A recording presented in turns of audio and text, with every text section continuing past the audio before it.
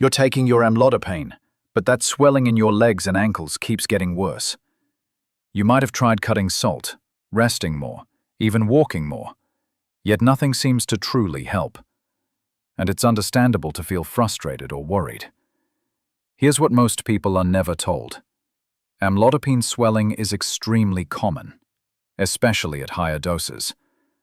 And many people unknowingly make 5 simple daily mistakes that quietly make the swelling harder to control. If you're new here, welcome to MedDose Explained. We create evidence-based videos to help seniors and caregivers use medications safely and confidently. Today, we'll walk through those 5 mistakes, and you'll learn exactly what to do differently. Before we begin, a quick safety reminder. This video is for education only. Do not stop or change your dose without talking to your doctor. Sudden changes can be dangerous. Now let's look at the first mistake and how to fix it. Mistake number 1. The salt trap. This is the number 1 mistake I see in people who struggle with amlodipine-related swelling. Most people have no idea how much salt they take in each day, even without touching the salt shaker. Salt hides everywhere. In canned soups, packaged snacks, deli meats, frozen dinners, restaurant meals, even in foods that look healthy. Now, here's why that matters. Amlodipine relaxes tiny blood vessels in your legs, and when those vessels relax, pressure inside your capillaries increases. That pressure lets fluid leak out into the surrounding tissue. That's what causes swelling. But when you add too much sodium on top of that, your body holds on to extra water. More fluid volume means more pressure. And more pressure means even more fluid leaks into your legs and ankles. It becomes a perfect storm. Relaxed vessels plus extra fluid equals worse swelling. Heavier legs, more discomfort, more frustration. And the truth is, many older adults consume 2 to 3 times the safe limit of daily sodium without realizing it. Here's the good news. This mistake is one of the easiest to fix. Aim for less than 2,300 milligrams of sodium per day, or even lower if your doctor recommends it. Choose fresh foods. Cook at home when you can. Use herbs, lemon, garlic, pepper, or spices for flavor, instead of reaching for salt or packaged seasonings. With just a few days of lower sodium, many people notice lighter legs, less tightness, and swelling that doesn't build up as fast. Now, let's move on to mistake number 2. Prolonged sitting or standing, and why it quietly makes swelling worse. Mistake number 2. The inactivity factor. This one is extremely common, and most people do it without even thinking. When you sit or stand still for long periods, maybe watching TV, reading, cooking, or working on a computer, something important stops working. Your leg muscles. Those muscles act like a natural pump. Every step you take, every time you flex your feet, every time you shift your weight, your muscles squeeze the veins in your legs and push fluid upward, back toward your heart. But when you stay still, that pump shuts down. Gravity takes over. Fluid that's already leaking from your capillaries, because of amlodipine, begins to pool in your lower legs. The longer you stay inactive, the more that fluid builds. Your ankles get heavier, your shoes feel tighter, and by the end of the day, the swelling becomes noticeably worse. Here's the part most people never realize. You don't need intense exercise. You don't need a gym. You don't need long workouts. You simply need movement. Small, consistent movement. The fix is simple. Move every hour. Stand up. Walk for 30 to 60 seconds. Do gentle ankle pumps while sitting. Flex your calves. Shift your weight from one foot to the other. These tiny movement snacks reactivate your circulation pump. They help fluid move upward. They reduce pooling, and they prevent swelling from building layer by layer throughout the day. It's one of the easiest and most effective changes you can make. Now, let's move on to mistake number 3. Something that sounds completely backwards but makes swelling worse when you don't realize it. Mistake number 3. The dehydration paradox. This one surprises almost everyone because it sounds completely backwards at first. Most people think, if my legs are swollen, that means there's too much fluid, so I should drink less water. But the human body doesn't work that way. In fact, drinking too little water can make your swelling worse. Here's why. When your body senses dehydration, it flips into a kind of survival mode. Hormones like aldosterone rise. Your kidneys hold on to more sodium and more water. Your blood becomes more concentrated with salt, and all that excess retained fluid pushes even more pressure into tiny capillaries already relaxed by amlodipine. The result? More leakage, more pooling, more swelling in your ankles and feet. So instead of reducing fluid, your body traps even more. That's the paradox. When you don't drink enough, your swelling gets worse. Now, here's the fix. Aim for balanced hydration, not overhydration, and definitely not dehydration. For most older adults, that means about 1.5 to 2 liters of water a day, unless your doctor tells you otherwise. Sip consistently throughout the day. Don't wait until you're thirsty, because thirst is a late signal, especially in older adults. Staying properly hydrated helps your kidneys flush out extra sodium. It keeps your circulation smoother, and it prevents the hormonal triggers that lock in excess fluid. It's one of the simplest changes, but it can make a major difference in how your legs feel.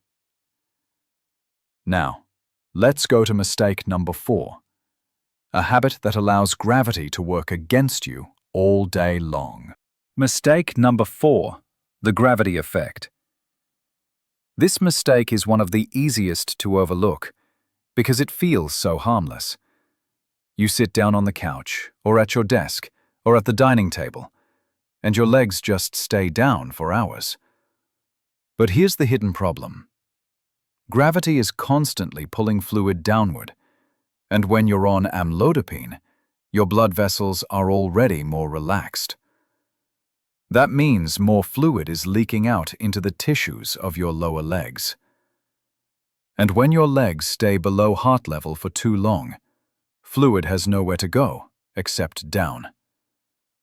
So the longer you sit with your feet on the floor or stand in one place without moving, the more fluid collects, and the swelling gets worse as the day goes on. This is why so many people say, "I wake up normal, but by evening my ankles look huge." It's not your imagination, it's physics. And it's your body fighting gravity without any help from you. Now, here's how to fix it.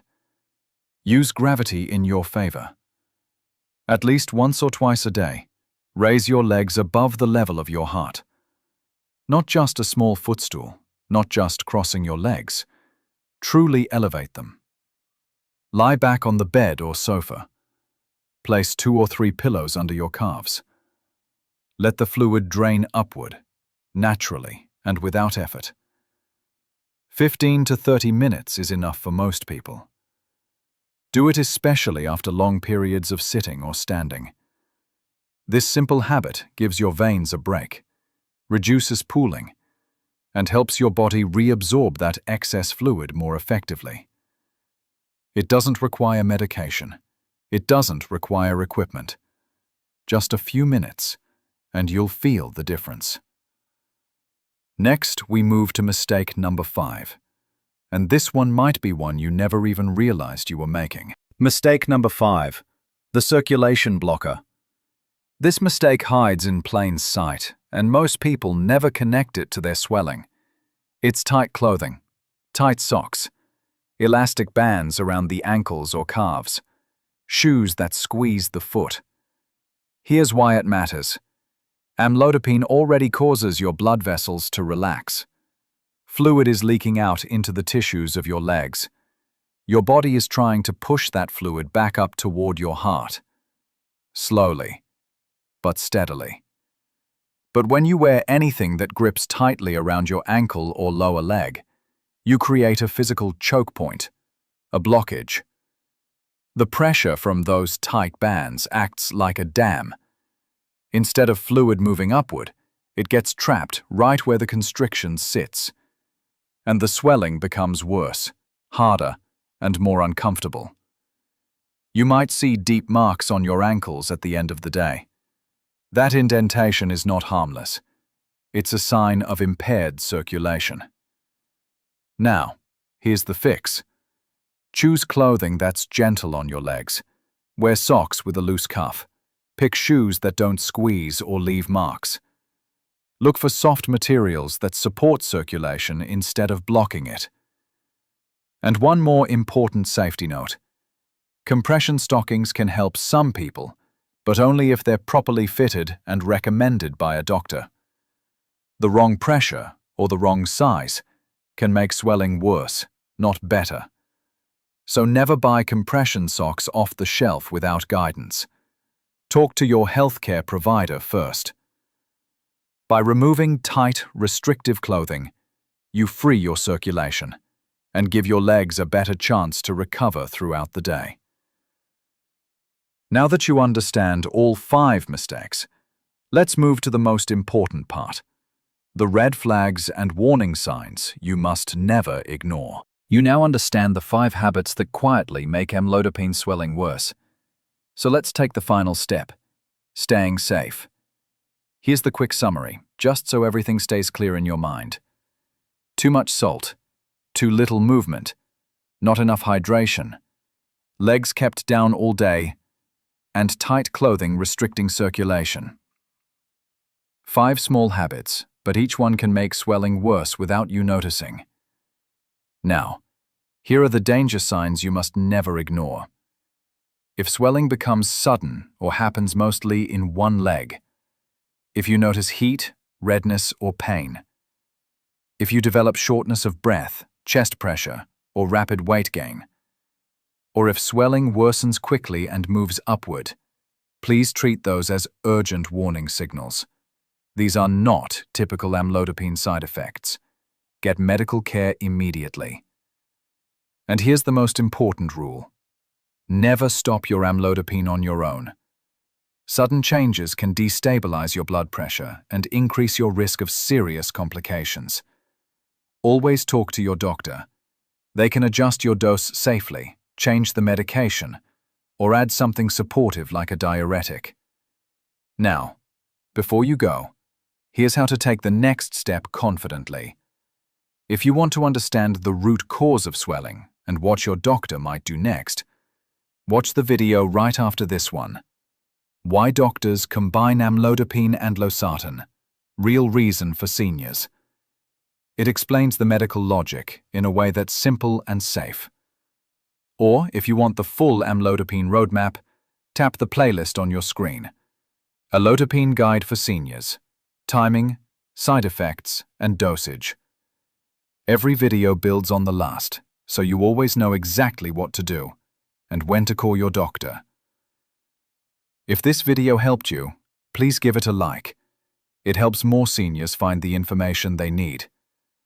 Comment below. Which of these 5 habits surprised you the most? Your experience can help others in our community. And don't forget, subscribe to MedDose Explained for clear, trustworthy guidance on medication safety. Thank you for watching, and take good care of yourself today.